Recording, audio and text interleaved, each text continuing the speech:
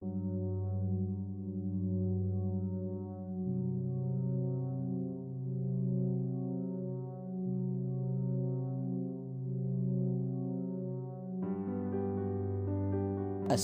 Habib Nuh Al-Habsyi adalah satu nama yang masyhur dan tidak asing lagi di Singapura suatu ketika dahulu.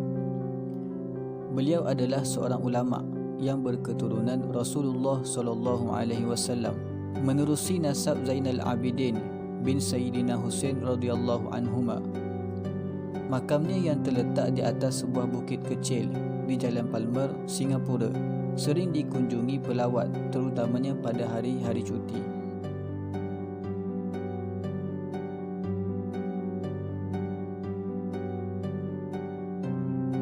Pada masa hidupnya, Habib Nuh tidak dipedulikan oleh orang ramai. Malahan beliau dianggap sebagai seorang yang gila kerana beliau tidak gemar bergaul dengan manusia. Akan tetapi, beliau dikenali sebagai seorang yang sangat menyayangi kanak-kanak, kerana baginya, kanak-kanak adalah manusia yang tidak berdosa dan dijamin syurga. Habib Nuh tidak meninggalkan apa-apa jasa berbentuk lahir seperti sekolah ataupun pondok, kitab-kitab ataupun masjid yang beliau bangunkan. Tidak ada peninggalan ataupun warisan daripada beliau. Tetapi anehnya, setelah meninggal dunia, Habib Nuh menjadi seorang yang sangat masyhur dan dikenali.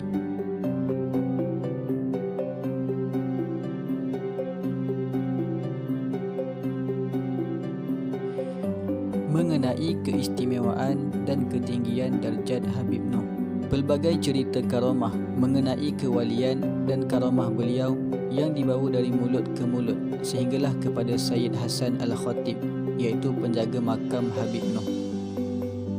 As-Sayyid Habib Nuh bersikap tidak menghormati orang yang angkuh dengan kekayaan ataupun jawatan duniawi.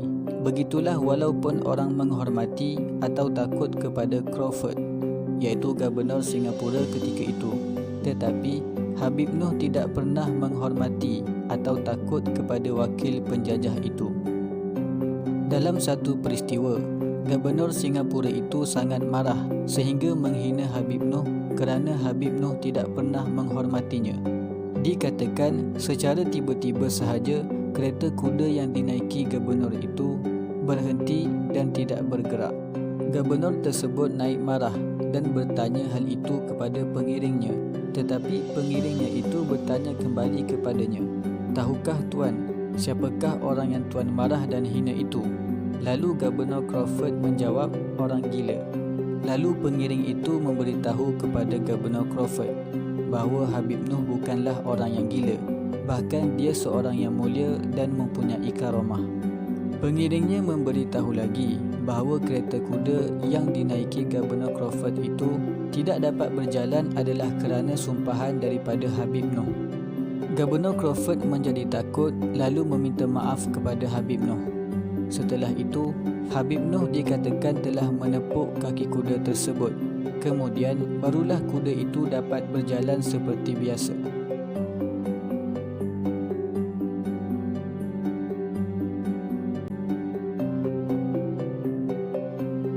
Sebelum meninggal dunia, As-Sayyid Habib Nuh berwasiat supaya jenazahnya dikebumikan di sebuah bukit kecil di Jalan Palmer.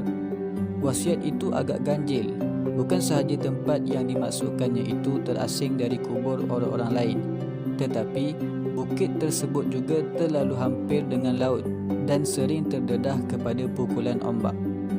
Tidak lama kemudian, iaitu pada 14 Rabiul Awal tahun 1283 Hijrah, As-Sayyid Habib Nuh kembali ke rahmatullah. Urusan pengkebumian terus dijalankan, memandangkan bukit di Jalan Palmer itu dari masa ke semasa dihakis oleh air. Maka keluarga Habib Nuh berbincang semula dan akhirnya memutuskan jenazah beliau akan dikebumikan di tempat lain.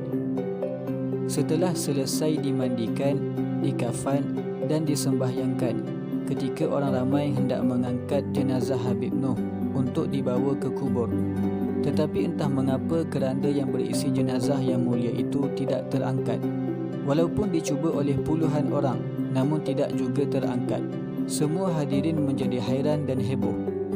Kemudian datang seorang yang berilmu mengingatkan kepada orang ramai tentang wajibnya menunaikan wasiat. Dia menasihatkan ahli keluarga Habib Noh supaya kebumikan saja jenazah Habib Noh di tempat yang diwasiatkan. Kemudian ahli keluarga Habib Noh dan semua yang hadir akur dengan nasihat orang tersebut.